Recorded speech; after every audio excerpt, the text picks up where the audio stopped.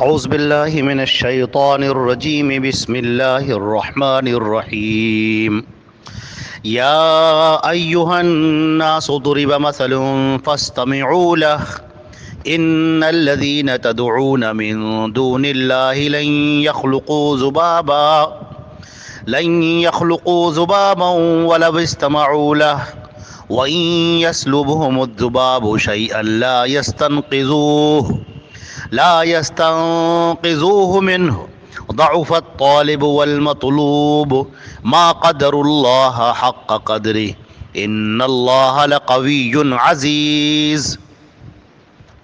یہ سورہ حج کی آیت نمبر 73 اور 74 ہے، 73 اور 74،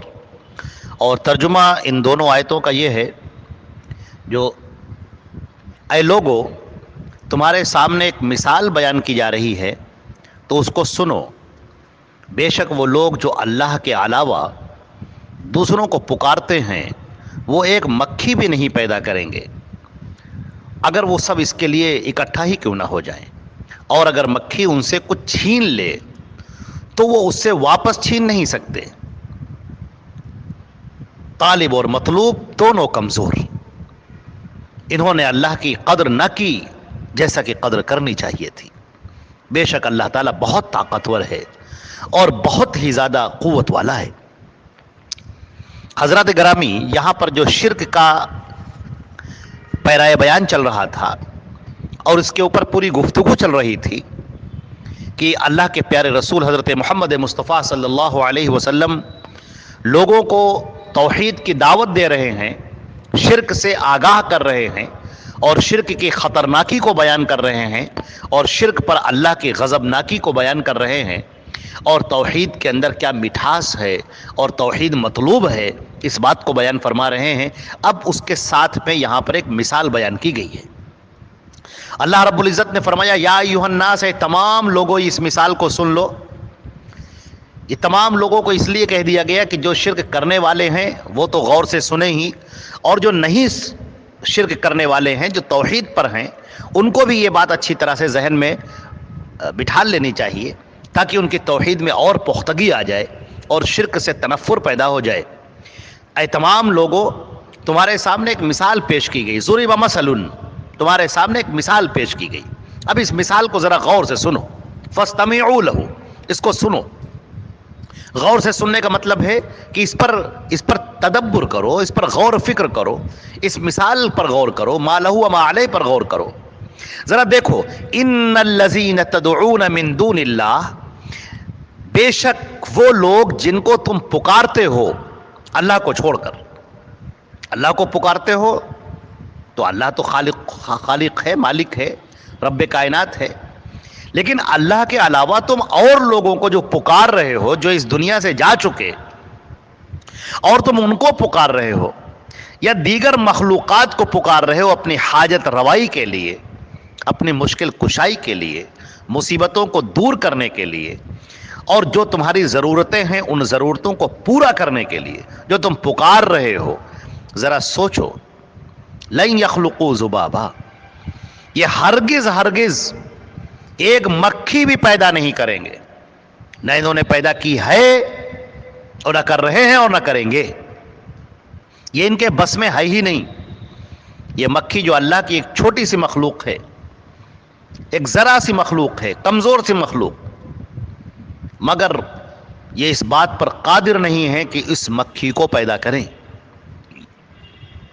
اللہ کے علاوہ تم جن کو پکار رہے ہو، یہ بات اچھی طرح سے معلوم ہو جانی چاہیے کہ یہاں پکارنے کا مطلب دعا کرنا ہے، یہاں پکارنے کا مطلب وہ نہیں ہے جو ایک دوسرے سے تعاون لیتے ہیں، ایک دوسرے سے مدد لیتے ہیں، کیونکہ دنیا دار الاسباب ہے اور دار الاسباب کے تحت ایک دوسرے سے مدد لی جاتی ہے، تو وہ یہاں پر مراد نہیں ہے، بلکہ یہاں پر مراد ہے جس کو روکا ہے ہمارے پیغمبر حضرت محمد مصطفیٰ صلی اللہ علیہ وسلم نے اور تمام انبیاء کرام نے، اور حضرت محمد مصطفیٰ صلی اللہ علیہ وسلم نے اس کی مثال بھی بیان فرمائی اور وجہ بھی بیان فرمائی، اور فرمایا کہ نوح علیہ السلام کے زمانے سے پہلے شرک نہ تھا،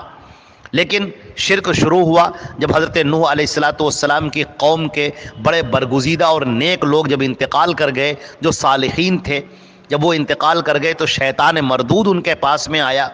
اور کہنے لگا کہ تم فلاں کو یاد کیوں نہیں کرتے؟ تو لوگوں نے کہا کہ وہ تو دنیا سے جا چکے ہیں، اب ہم انہیں کیسے دیکھیں روزانہ، اور یاد تو ہم کرتے ہی ہیں، ان کو کیسے دیکھیں روزانہ؟ تو شیطان نے کہا تم ان کے مجسمے بنا لو، اس طرح سے ان کو دیکھا کرو۔ اور پھر لوگوں نے مجسمے بنائے اور پھر رفتہ رفتہ ان مجسموں سے مانگنے لگے، ان سے طلب کرنے لگے۔ ان کے ذہن میں یہ بات بیٹھ گئی کہ اب ہم ان کو پکار رہے ہیں تو یہ سن رہے ہیں۔ تو آپ دیکھیں کہ آج وہ لوگ جو اس دنیا سے جا چکے، آج لوگ ان کو پکارتے ہیں اپنی مصیبتوں کے لیے، اپنی پریشانی کے لیے، اپنی حاجت روائی کے لیے ان کو پکار رہے ہیں۔ جیسے قوم یہود حضرت موسیٰ علیہ السلام کو پکارتی ہے، یا حضرت عزیر علیہ السلام کو پکارتی ہے، یا قوم عیسائی جو کرسچنز ہیں، نصارہ ہیں، وہ حضرت عیسیٰ علیہ السلام کو آواز دیتے ہیں اور ان سے تمام پریشانیوں کو دور کرنے کے لیے صدا لگاتے ہیں، التجا کرتے ہیں، دعا کرتے ہیں۔ اسی طرح حضرت ابراہیم علیہ السلام اور حضرت اسماعیل علیہ السلام کو لوگ پکارتے تھے اور ان کے مجسمے بنائے ہوئے تھے، خانہ کعبہ میں رکھے ہوئے تھے۔ اور اسی طریقے سے جو حبل اور لات اور عزا جو قوم کے صالح اور نیک لوگ تھے، ان کے لوگوں نے مجسمے بنائے تھے، ان کی تصویریں بنائی تھی اور ان کو پکارتے تھے اور ان سے اپنی مدد کے لیے کہتے تھے، ان کے گھر کا طواف کرتے تھے، ان کی مورتیوں کے آگے جو ہے سامان رکھتے تھے، قربانیاں پیش کرتے تھے، نذر و نیاز کرتے تھے۔ اب یہ سب شرک کی تمام قسمیں ہیں۔ آج بھی اگر کوئی شخص ایسے شخص کو پکارتا ہے جو اس دنیا سے جا چکا، جس کے اوپر موت طاری ہو چکی، اور اس کو اپنی مدد کے لیے پکار رہا ہے، تو پھر یہ شرک ہے اور کھلم کھلا شرک ہے۔ اسی طرح اگر کوئی جمادات کو پکارتا ہے، حیوانات کو پکارتا ہے، درخت ہے، دریا ہے، پتھر ہیں یا جانور ہیں، ان کو اپنی پریشانیوں کے لیے پکارتا ہے اور یہ سمجھتا ہے کہ یہ سب ہماری مصیبتوں کو دور کریں گے، پریشانیوں کو دور کریں گے، ان کی پوجا کر رہا ہے، ان کی عبادت کر رہا ہے، ان کے لیے سجدے کر رہا ہے، ان کے لیے نذر و نیاز کر رہا ہے، ان کے لیے قربانیاں پیش کر رہا ہے اور ان کو اپنی حاجتوں میں طلب کر رہا ہے، دعا مانگ رہا ہے ان سے، تو یہ سب کھلم کھلا شرک ہے۔ اللہ نے فرمایا کہ یہ کچھ بھی نہیں کر سکتے، جن کے بارے میں تم کہانیاں پھیلائے ہوئے ہو لوگوں کے درمیان کہ انہوں نے ایسا کر دیا اور ایسا کر دیا اور یوں کر دیا اور یوں کر دیا، جو تم لوگوں کے درمیان میں پھیلائے ہوئے ہو، یہ سب جھوٹ اور باطل ہے، تم پھیلا رہے ہو۔ تخلقون افکا، قرآن پاک نے اس کو کہا ہے تخلقون افکا، تم جھوٹ گڑھ کر لوگوں کے درمیان میں اسے نشر کر رہے ہو اور پھیلا رہے ہو، جھوٹے قصے، جھوٹی کہانیاں، جھوٹے افسانے، جھوٹی داستانیں تم پھیلا رہے ہو تاکہ تمہارا شرک مضبوط ہو جائے، اور جھوٹی بہت ساری باتیں اور داستان اور بڑے افسانے اور بڑی کہانیاں، بڑے واقعات من گھڑن خود سے گڑھ کے ان بزرگوں کی طرف منسوب کر دیا جاتا ہے، انہوں نے ایسا کر دیا، انہوں نے ایسا کر دیا، اور انہوں نے یوں کر دیا اور ایسا کر دیا، اور فلاں کی قسمت بنا دی اور فلاں کی قسمت بگاڑ دی، کسی کا ڈر، کسی کا خوف اور کچھ طلب، کچھ امیدیں، اس طرح سے تم پیدا کرتے ہو۔ ذرا سوچو کہ یہ ساری کی ساری مخلوق اگر اکٹھا ہو جائے اور ایک مکھی کو بنانا چاہے تو یہ لوگ ایک مکھی نہیں بنا سکتے۔ اور ذرا سوچ کر دیکھو تم جن کے آگے قربانیاں پیش کر رہے ہو، نذر و نیاز کر رہے ہو، جن کے سامنے تم سامان رکھتے ہو، حلوہ رکھتے ہو، ملیدہ رکھتے ہو اور دیگر سامان رکھتے ہو جن کے سامنے، اگر مکھی ان سے کچھ چھین لے جائے تو یہ واپس پلٹ کر اسے چھین نہیں سکتے۔ ضعف الطالب والمطلوب، جو طلب کر رہا ہے وہ بھی کمزور، جس سے طلب کیا جا رہا ہے وہ بھی کمزور، جن کو تم پکار رہے ہو وہ بھی کمزور ہیں اور تم خود بھی کمزور ہو۔ کیسے ہو تم؟ اللہ نے یہاں پر ایک آخری جو بات کہی ہے، جو جملہ کہا ہے اللہ رب العزت نے، ما قدر اللہ حق قدری، ان لوگوں نے اللہ کی قدر ہی نہ کی جیسا کہ اس کی قدر کرنی چاہیے تھی۔ وہ مالک کائنات، وہ قوتوں والا، طاقتوں والا، بگڑی بنانے والا، اس پوری کائنات کو پیدا کرنے والا، اس پوری نظام ہستی کو چلانے والا، جو العزیز و المتعال ہے، جو خالق کائنات ہے، رب کائنات ہے، جو پوری مخلوقات کو عطا کرتا ہے، ان کو وجود میں لاتا ہے، پھر ان کو پروان چڑھاتا ہے، ان کی نشو و نما کا سامان کرتا ہے، ان کی زندگی کے ایک ایک لمحے سے واقف ہے اور ان کی زندگی کے لمحے لمحے ان کی ضرورتوں کو پورا کرتا ہے۔ پہاڑوں کی، چٹانوں کے نیچے جو مخلوق آباد ہے، چھوٹی چھوٹی چیٹیاں ہیں، حشرات الارض ہیں، پتنگے ہیں، ان سب کی وہ پرورش کرنے والا، اور سمندر کی پنہائیوں میں جو مچھلیاں ہیں یا جو اور مخلوقات ہیں ان سب کو وہ عطا کرنے والا اور دینے والا. ہم تو جانتے بھی نہیں کہ اس کی مخلوقات کہاں کہاں پھیلی ہوئی ہیں،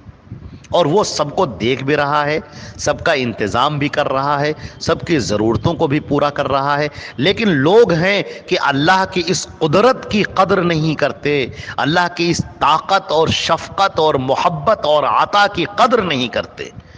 اس اللہ کو چھوڑ کر وہ غیروں سے مانگتے ہیں، ان کے آگے ہاتھ پھیلاتے ہیں، ان کے سامنے ضرورتیں پیش کرتے ہیں. ہمیں بیٹا دے دو، ہمیں بیٹی دے دو، ہماری نوکری لگا دو، ہماری یہ پریشانی دور کر دو، ہمارے اوپر یہ مصیبت آ گئی ہے، اس مصیبت کو ٹال دیجئے، اس مصیبت کو دور کر دیجئے. کس سے کہا جا رہا ہے؟ وہ اس شخص سے کہا جا رہا ہے جو اس دنیا سے جا چکا، اور اس کو نہیں پکارا جا رہا ہے، اس رب کائنات کو نہیں پکارا جا رہا ہے جس نے ان سب کو پیدا کیا. ساری مخلوق محتاج ہے، محتاج تھی، محتاج رہے گی، اور اللہ نہ محتاج تھا، نہ محتاج ہے، نہ محتاج رہے گا. قطعاً اللہ سب کو عطا کرنے والا ہے، اسے کوئی دینے والا نہیں. وہ زندگیاں دینے والا ہے، وہ موت دینے والا ہے، وہ بخشش کرنے والا ہے، وہ عطا کرنے والا ہے، وہ لوگوں کو عدم سے وجود میں لے کر آنے والا ہے، وہی سب کچھ کرنے والا ہے. بیدہ الامر، سارا حکم بس اسی کے قبضے میں ہے. وہ جو کہتا ہے وہی ہوتا ہے، جو وہ چاہتا ہے وہی ہوتا ہے. الا لہ الخلق والامر، سن لو اسی کا کام ہے پیدا کرنا، اسی کا کام ہے اس دنیا کو چلانا. الحی القیوم، جو زندہ و جاوید ہے اور اس پوری نظام ہستی کو تھامے ہوئے ہے. وہ خود چلا رہا ہے، وہ سب کچھ سب کو دے رہا ہے. جس کو چاہتا ہے عطا کرتا ہے، جس سے چاہتا ہے روک لیتا ہے، جس سے چاہتا ہے بے حساب رزق دیتا ہے، جس کے اوپر چاہتا ہے تنگی کرتا ہے. وہی فیصلہ کرنے والا ہے. اس کے فیصلے کو لا راد لقضائہ الا ہو، اس کے فیصلوں کو کوئی تبدیل نہیں کر سکتا سوائے خود اسی کے. عزیزان گرامی، یہ دو آیتیں تھیں جو آپ کے سامنے تلاوت کی گئی. انشاءاللہ اس کے آگے کی آیات بعد میں ہوں گی اللہ نے چاہا تو. اللہ رب العزت اس کو قبول فرمائے. وآخر الدعوات الحمدللہ رب العالمین، والسلام علیکم ورحمۃ اللہ وبرکاتہ.